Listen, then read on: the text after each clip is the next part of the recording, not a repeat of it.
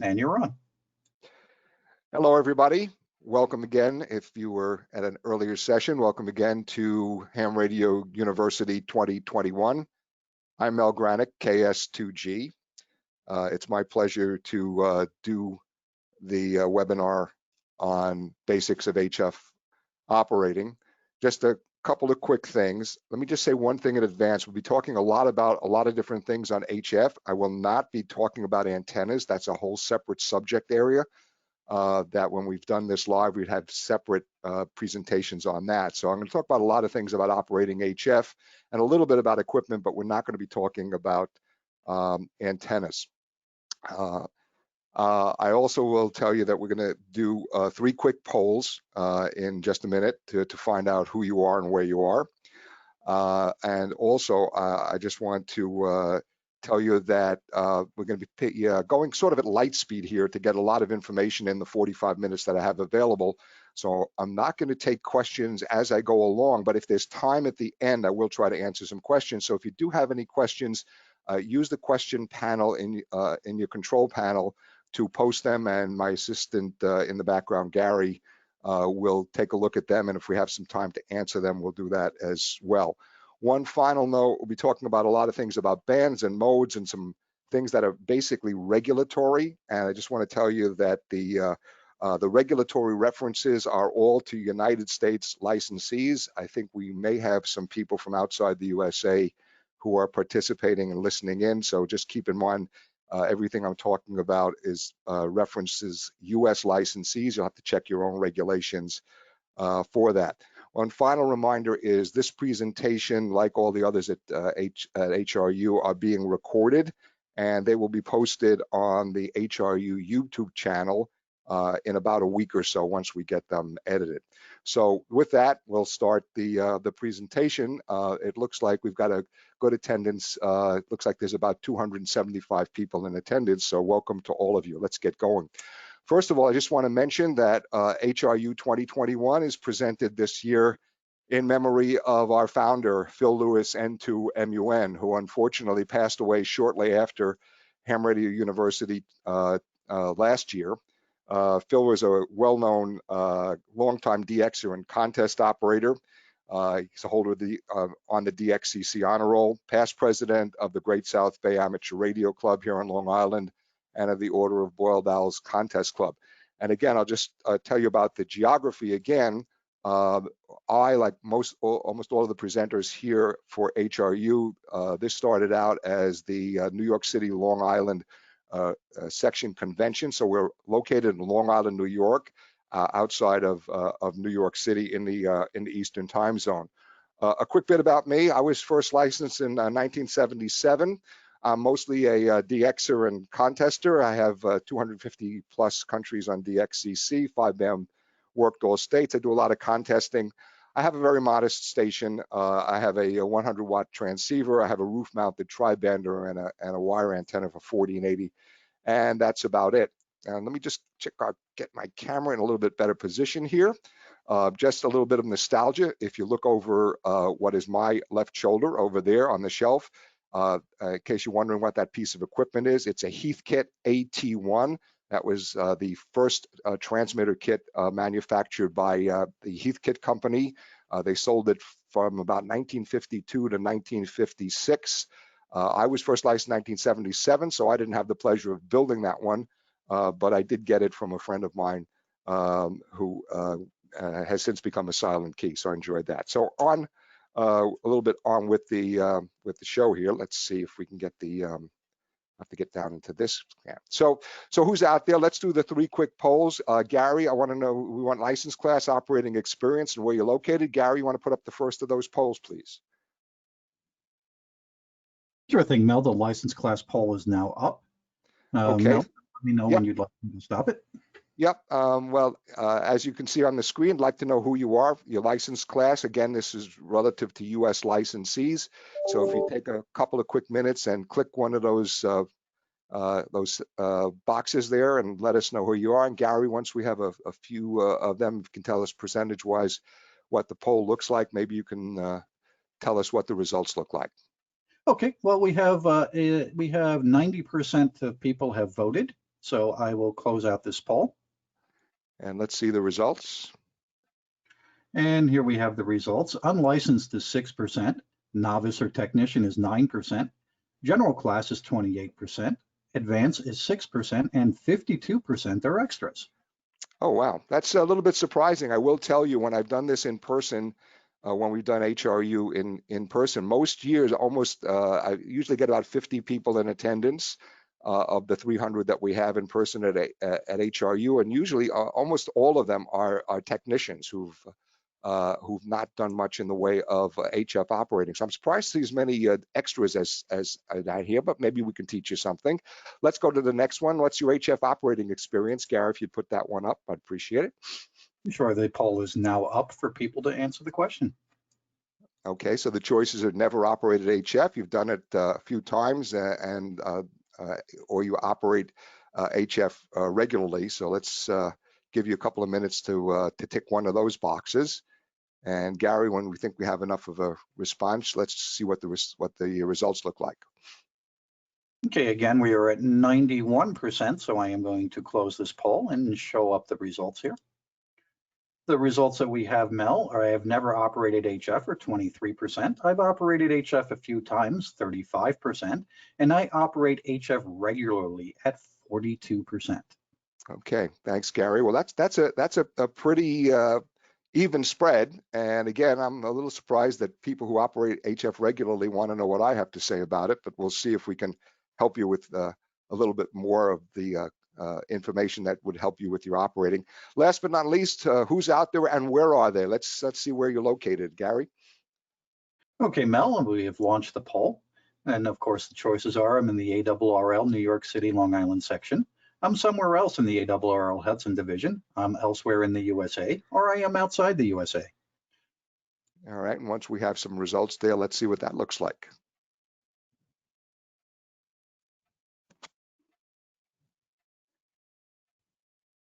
Okay, Mel, we have reached the 90% threshold, so I'm going to close out this poll and share the results.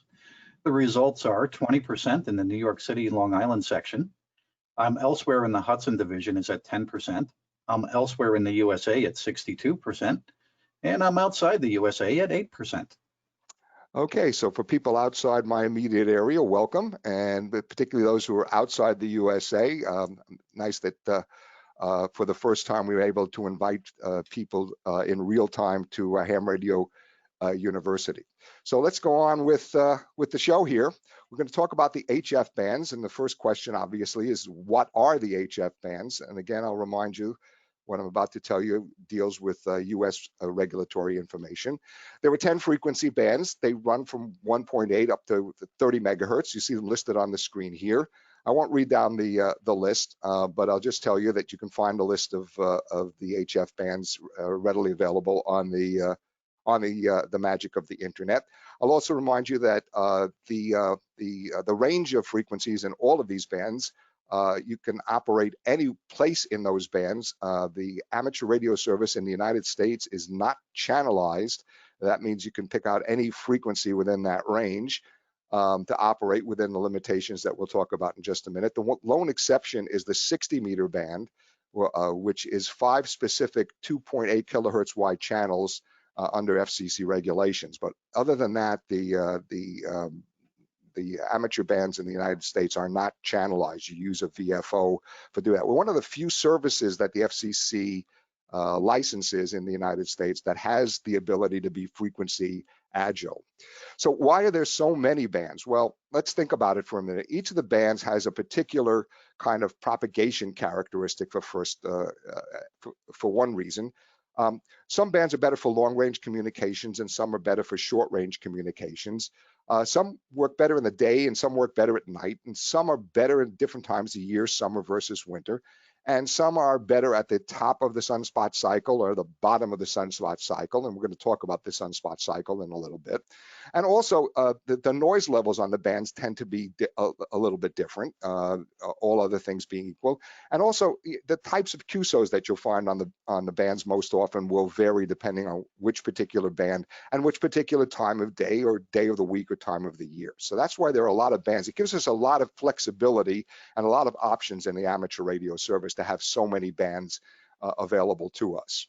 So you'll hear talk about the low bands and the high bands within HF, the lower bands and the higher bands in HF. The lower bands are 160 through 40 meters, and generally speaking, they tend to be better in the summertime, better in the wintertime rather than the summer. They tend to be more useful at the bottom of the sunspot cycle than at the top of the sunspot cycle for DX persons. Local regional daytime, they tend to be local and regional in the daytime and mostly DX at night. The higher bands, 30 meters through 10 meters, they're better in the summer than in the winter. And they're better at the top of the sunspot cycle in terms of DXing. For DXing in the day and night at the top of the cycle, you have bands open worldwide 24 hours a day at the top of the sunspot cycle. The DX in the day and closed at night at the bottom of the cycle. So again, this is why there are so many bands. It gives us a lot of flexibility to one band you're interested in operating on at a particular time of day, time of the year, whatever have you in the sunspot cycle. You can always find a band to be useful to you. Okay. Again, in the United States, there are sub-bands within each of these bands. It's divided into frequency ranges for specific modes, CW, digital, data, and phone, and by license class in the United States. Novices, technicians have different sections of the band that they can operate. They're limited. The general has a slice of each band. The advanced and extra have more and more bandwidth. So the different classes of license have different slices of the band available to them. Those of you who are out there who have extra class licenses, you know you can go anywhere in any band. And those of you who are generals will know that you probably only have, in terms of phone, about half the bandwidth that, let's say, an extra has. The advanced class license is in the middle. A note for those of you unaware that there are no new advanced class or novice licenses being issued by the FCC, but there are people who still hold those classes of license and they can renew them in perpetuity. The number of those licenses continues to shrink as people upgrade to general and to extra. The HF bands are also divided by mode.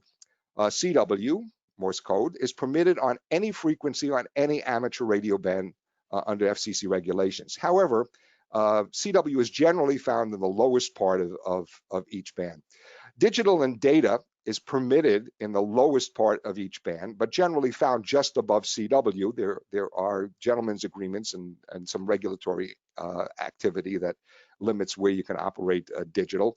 And then last but not least, phone is permitted in the upper 1/2 to 3/4 of each band. We're going to talk about a phone in terms of sideband. I'll just note to you that phone does also still include AM, amplitude modulation, also includes FM. AM is permitted pretty much anywhere that sideband is, but by a gentleman's agreement in the United States, the AMers tend to operate around a few specific frequencies. We'll talk about that again in a little bit. FM, there's some technicalities about FM on HF, and it's limited by bandwidth. The easy way to understand it is FM, as it's usually implemented, can be operated legally only in the 10-meter band, and it's generally above 29 megahertz and mostly above 29.5 megahertz for FM. So again, the CW, digital, and phone sections of the band are varied by bands. And you can find the chart like this online at the ARRL. It appears in QST magazine with some regularity. You can find a color-coded band chart like this one that will show you the band segments that different classes of licenses are able to operate. I haven't bothered doing this as a handout. It's readily available online. You can see the web address down there at the bottom. I'll say parenthetically again, those of you who can't scribble fast enough, in addition to recording this presentation, I'll make the deck available to anybody who wants it. All you have to do is email me, and I'll give you an email address at the end of that. One thing to be aware of in operating single sideband in particular is to be aware of the band and subband edges. Now, in single sideband, the bandwidth of a typical sideband signal is 2.5 to 3 kilohertz wide. So therefore, to stay within the band, you have to stay at least 3 kilohertz from the edge of a band or subband. So that means on lower sideband, you have to stay 3 kilohertz above the band edge. And on upper sideband, you have to stay 3 kilohertz below the band edge. So by example, if you look at what I've given you here, the general phone subband on 40 meters is 7175. So you can't transmit lower than 7178 and still be within band. On the other end of the scale, looking at upper sideband, the top of the 20-meter phone band is 14.350. That's the edge of the band overall. So you can't transmit any higher than 14.347. Otherwise, you're going to be out of band. You're going to be past the edge of the band. Here's an example in a recent contest. And again, the station I'm using as an example is in Italy. So I don't know what his regulations are. But in terms of the United States, this is something that happened in a contest a year or two ago for me. As you can see, Italy to Sierra is transmitting. His VFO says something just below 14.348, but he's 2.5 kilohertz wide, and that means his signal takes him beyond 14.350. So again, I don't know what the regulations are in Italy. He may still be within band. I don't know what his rules are, but our rules say you can't dial in his frequency and transmit and be within band. You should not work him if he's on 14.348, because you're going to be out of band if you transmit on that frequency. So now, what modes where on each band? Talked about all these different modes and all these different privileges, and how do you figure out what mode you should be working where? And again, if you look online, here's a chart, and it's called the Considerate Operators Frequency Guide, and it shows you where you find on each particular band, where you find CW and where you find the digital modes and where you find QST and where you might find modes like slow scan television or sideband or beacons or things like that. And again, if you go online to ARRL, you can find this chart. It's a handy dandy reference to know where you might be. Some people, for instance, in specialty modes, slow scan TV operators, for example, tend to be very protective of their so-called preferred frequency. So you try to stay away from them to give them some space, because the nature of their operation is they tend to congregate around specific frequencies. So look for the Considerate Operators Frequency Guide, put that in your Google search or whatever, and you probably come up with this chart that I showed you. Now, within that chart, again, the so-called digital modes, of which there are numerous, what I like to call the alphabet soup modes. There are so many different ones by now. They also have their own, particularly what they call watering holes, where they hang out.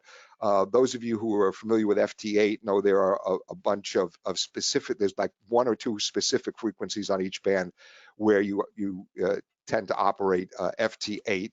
And all of the other alphabet soup modes have their own particular slots. And again, if you go online and search the wx4car.org website, you can find this chart, which will tell you where the different digital modes tend to congregate.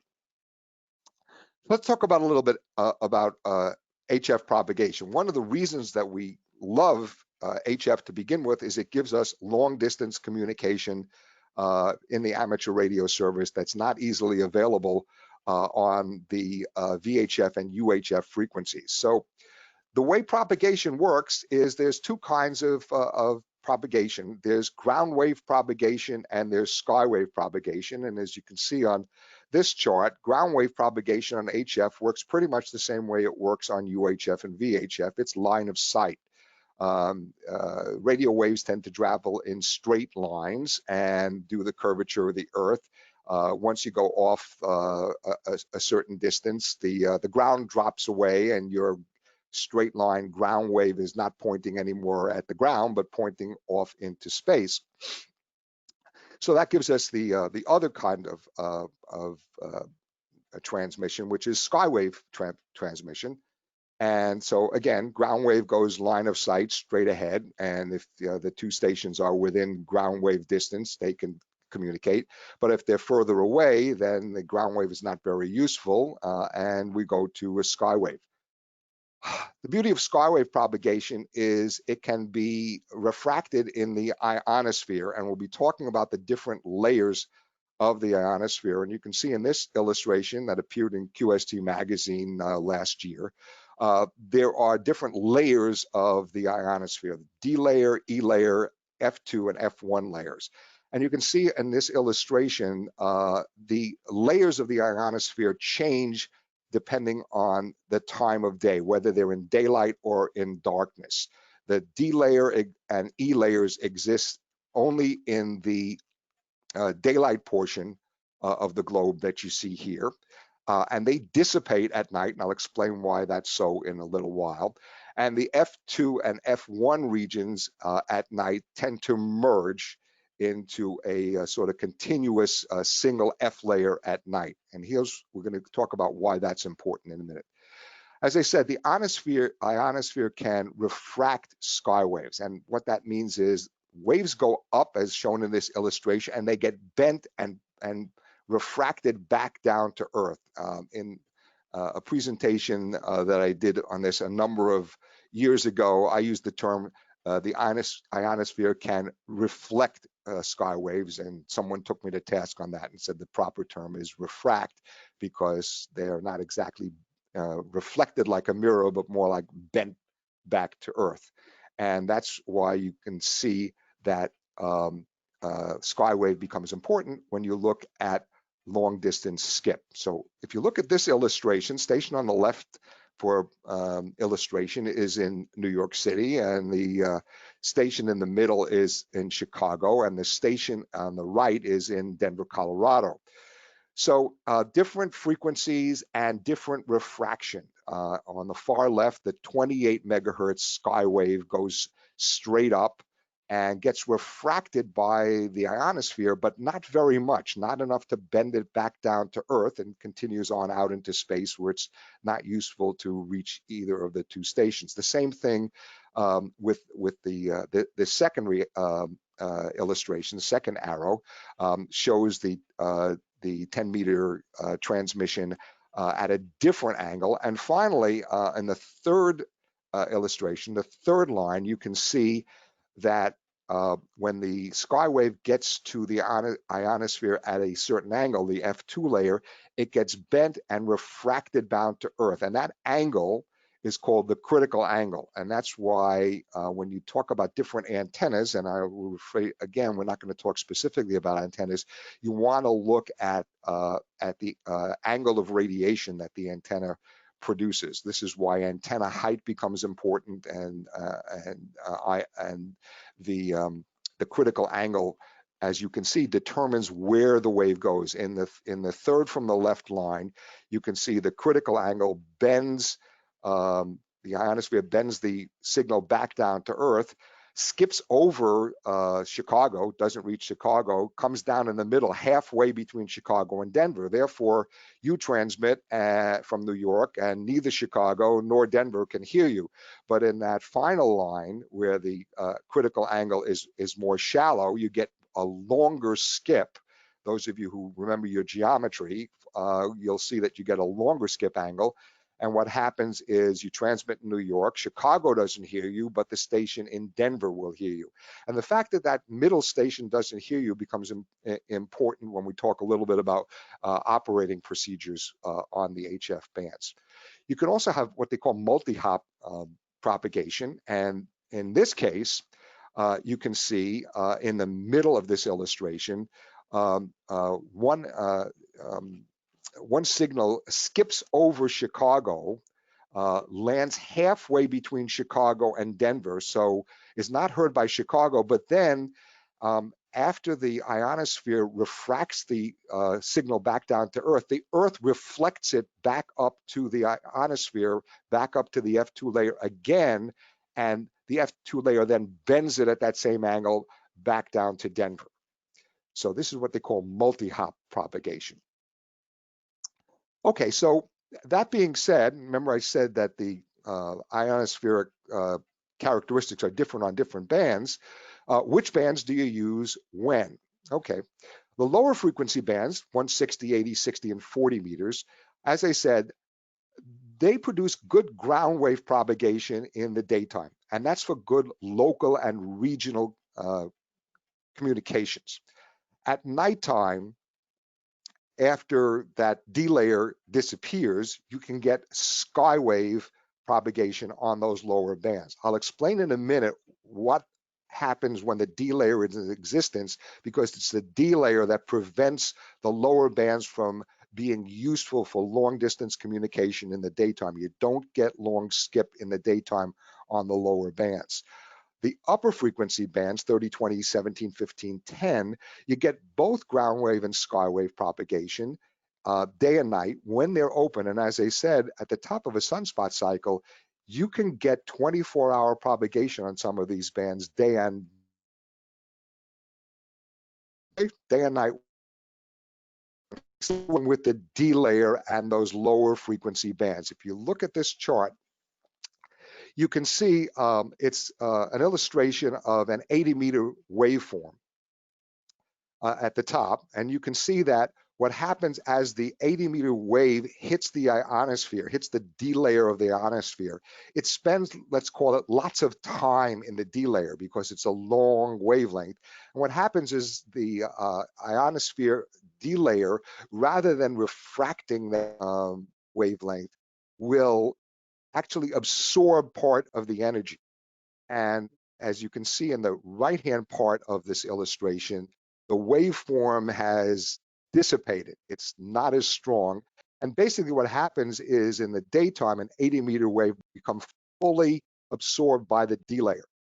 If you look at the bottom of this, you look at a 10-meter waveform in the daytime, you can see that the wave doesn't spend much time in the D layer and gets through, so there's not much absorption. And this is why you don't get long distance DX style propagation on 160, 80, and 40 meters in the daytime, because the D layer basically absorbs the signals. So here again is a look at the difference in frequency. Okay, at the top of the illustration, you can see a comparison of the 80-meter waveform and a 10-meter waveform. Right at the top, what happens is when ionization is low, the 80-meter wave will get refracted and you'll get some skip, but the 10-meter waveform at the same angle won't get refracted, as we saw in the earlier illustration. So this is again another illustration of the difference in the two waveforms and the two different frequency characteristics in terms of ionization levels and the refraction that they achieve. So we talked about skywave and sunspots. Excuse me while I wipe my nose here. That's going to look great on the recording. Skywave and sunspots. Okay, the ionization, the level of ionization is determined by sunspot activity. Basically, to oversimplify, more sunspots, more ionization. And more ionization, more DX at the higher frequencies. The sunspots, as you probably know, rise and fall in an 11-year cycle. That was discovered back in the 1840s by a gentleman named Samuel Heinrich Schwab. And he retrospectively in the 1840s started numbering these 11-year cycles. He started with cycle number 1, which he started that number in 1755-56. Here's a chart of what the different cycles have looked like ever since. The blue lines are the measured cycles.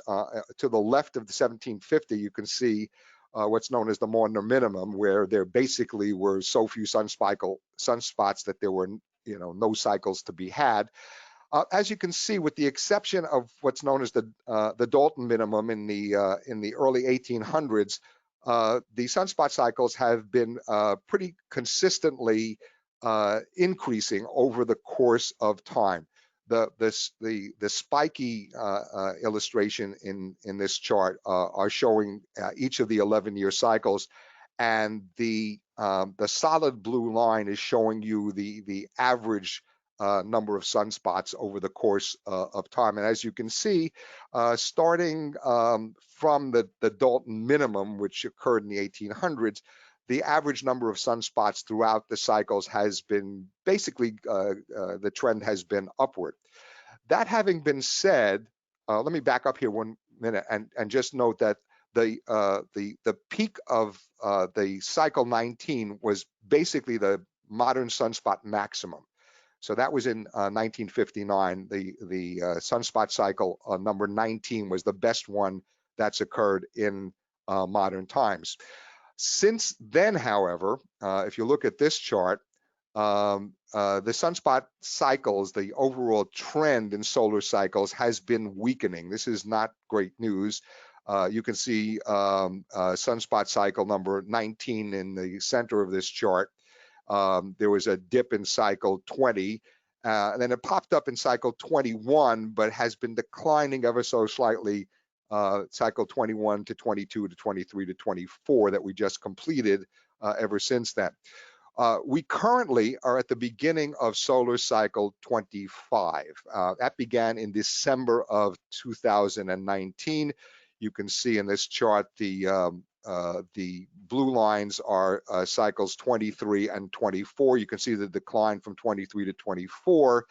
The latest prognostication of cycle 25, which you can see in the amber colored line, is that it's going to be pretty much about the same as cycle 24. Some prognostications say it may be a little bit better.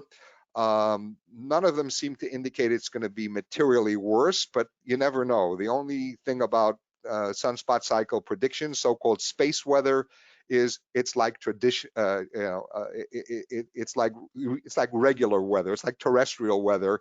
They can predict, but they don't know for sure. And the only way to know for sure what the cycle has looked like is retrospectively. Okay, so now I've told you all this, and you get to the real question is, well, all this being said, the different bands, different modes, and the different sunspot cycles and day and night, and how do I know which band to use? Well, those of you who are old enough will remember these charts. These used to appear every month in QST magazine.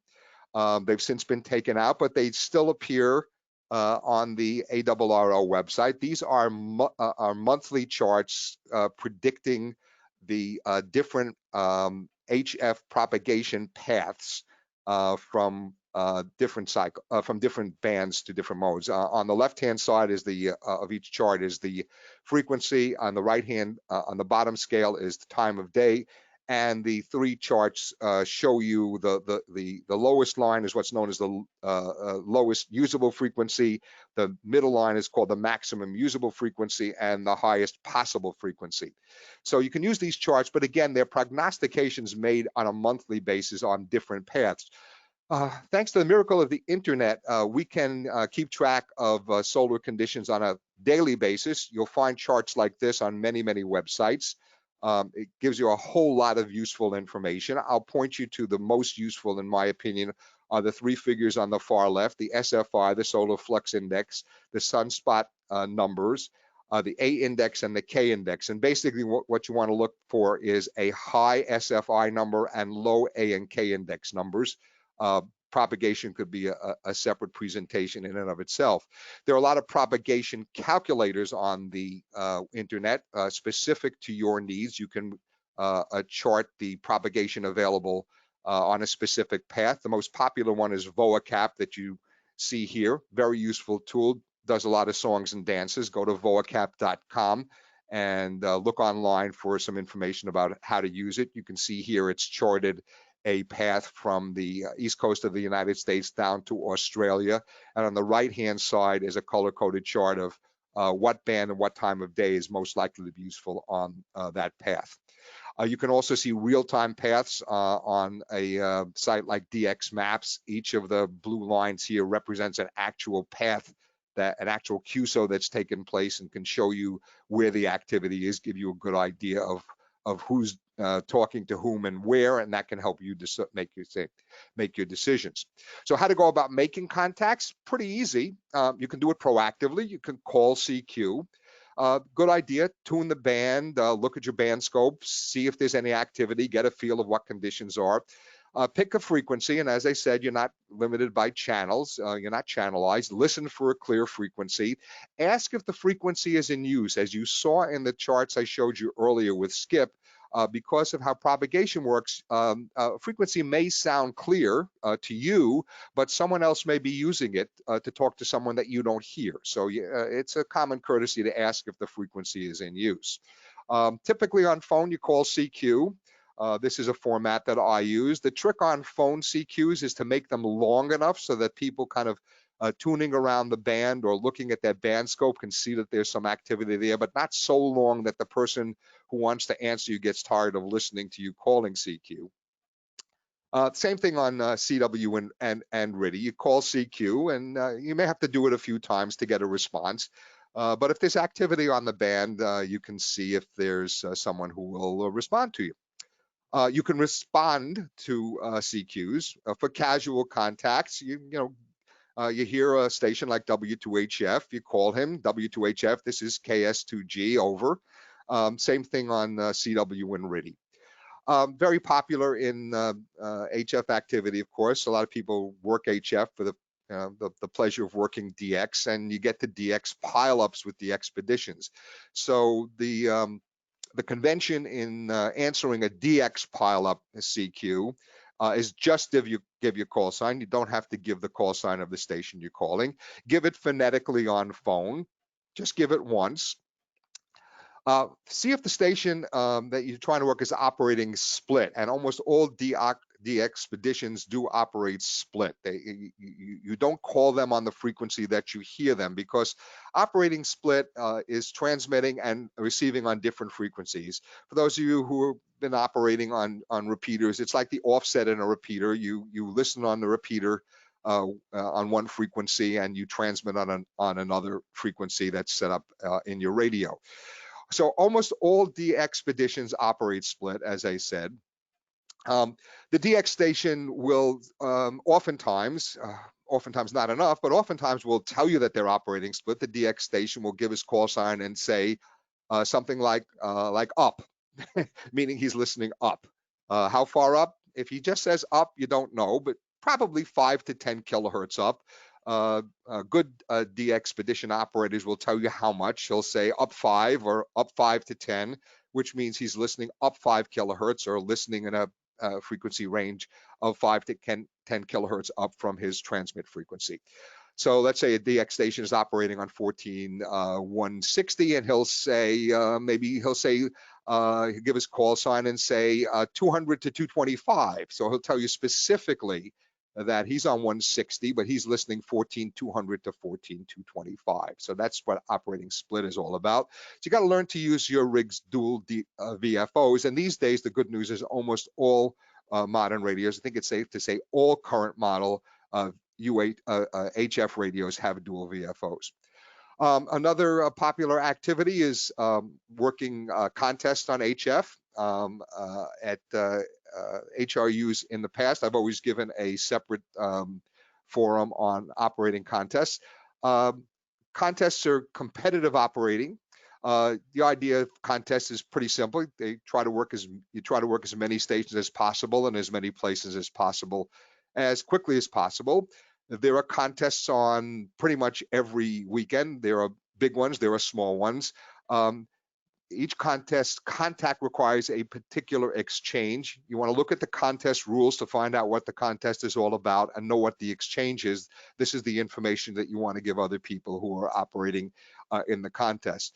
Again, you can call CQ in the contest and have people come to you, or you can tune the band and find stations that you want to respond to, search and pounce, tune the band and respond to stations calling CQ. A little bit about logging. In the United States of America, there is no longer a legal requirement for licensed amateurs to maintain a log. That went away back in 1983.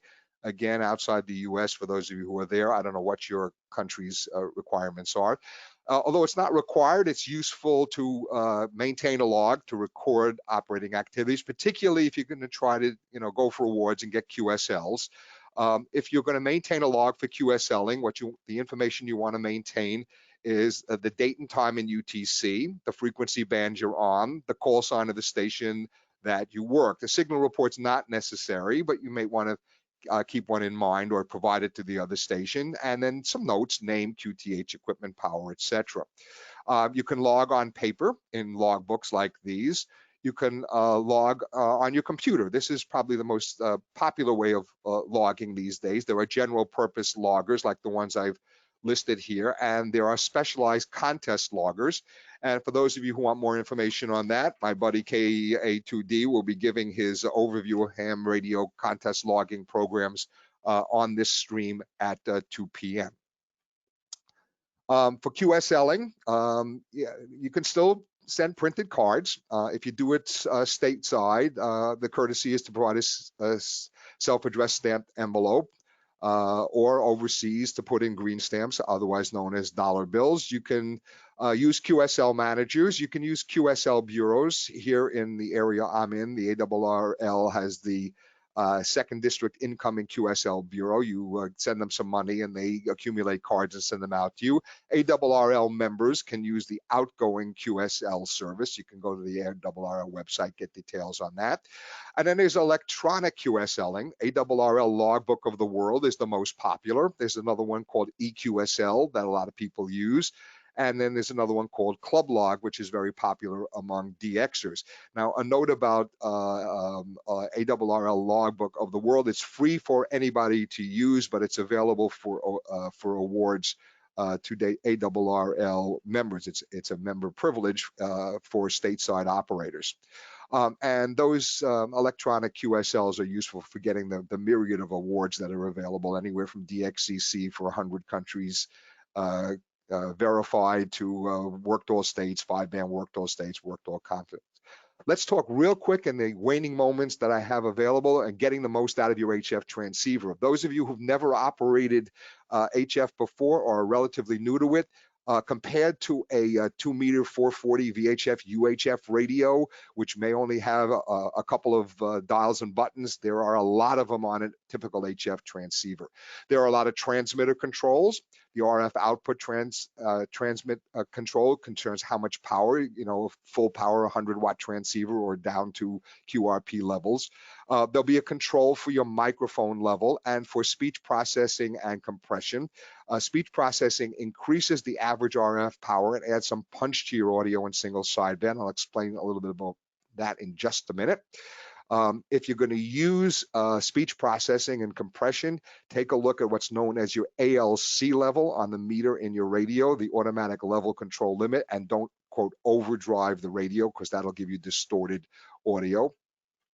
A lot of transceivers these days have transmit audio equalization built in, just like high-end stereo equipment. You can control and shape the highs and lows of your particular microphone for maximum intelligibility. And again, most radios these days have a transmit audio monitor so that you can listen to yourself as you transmit, so you get an idea of what you sound like. But it's always a good idea to ask for audio reports from the stations that you work.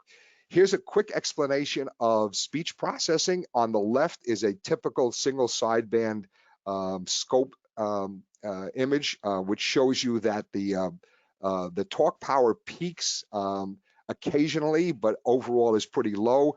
What the audio compression does is it squeezes down, it compresses that signal to squash down the peaks, but bring up the valleys. And as you can see on the right-hand side, the average of the talk power is much higher. Transmitter keying controls, VOX, voice-operated transmit. VOX enables you to key the transmitter by just talking into your microphone, and your radio will have VOX sensitivity, delay, and hand controls. CW break-in, if you're a CW operator. There's automatic switching between transmit and receive, QSK, or full break-in. When you set this up on your radio, it switches from transmit receive immediately when the key contacts are open, and that way you can actually hear what the band sounds like in between your characters. Semi break-in, when the key contacts open, it switches to receive delayed by a slight duration, which you set in your VOX setting. An automatic antenna tuner will sort of match out of resonance antennas to 50 ohms. An automatic antenna tuner doesn't actually tune your antenna, it actually tunes your radio, and it remains full transmit output power. Modern transceivers that have transistorized solid state final amplifiers don't like mismatches, and the ATC will adjust the antenna matching network inside your radio so that the radio sees a 50 ohm load and will not fold back the transmit power. There are a lot of receive audio controls on a lot of radios. AF gain, that's the volume control. RF gain shows you how much sensitivity the radio has in terms of input signals. And automatic gain control adjusts receiver sensitivity and responsive changes to signal strength.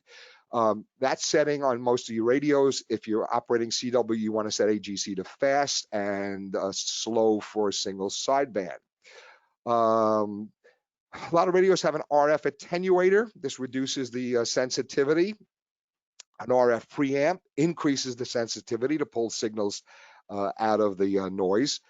Squelch will mute your receiver when no signal is present. You want to leave this wide open except for FM. One common mistake people make when they get a new radio, they turn it on, they don't hear anything and they think it's dead, but there's a squelch control on the radio that they've failed to open wide up in sideband or CW mode.